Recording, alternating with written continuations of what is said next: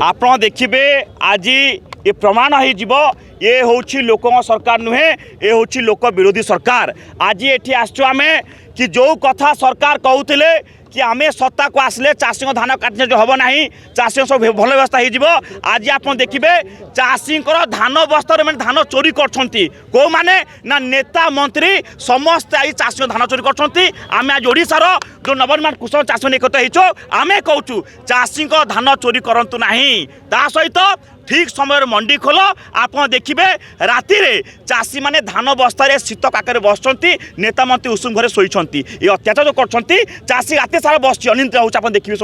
सब जिले में सब गाँ गहली चाषी मैंने सोसाइटी पाखे धान बस्ता जगि बस जो अत्याचार चली आम डिमांड हो ठीक समय धान मंडी खोल धान चोरी करने बंद कर एवं ता सहित जो टुकनटा जो चाषी जो जार 50 क्विंटाल 60 क्विंटाल कमे 20-25-30 दियो ना जार जी अच्छी से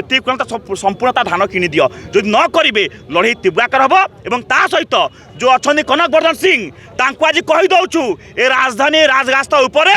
कि चाषी जो कहते नौटंगी गिरी कहते यथा शीघ्र क्षमा प्रार्थना मांगी दियो जदि क्षमा प्रार्थना न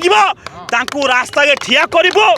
जो अवस्था हम क्षमा प्रार्थना कान हाथ धरिक भूल मंगेबू चाषी घेरबे से कान धरी भूल मांगे जदि ता पूर्वर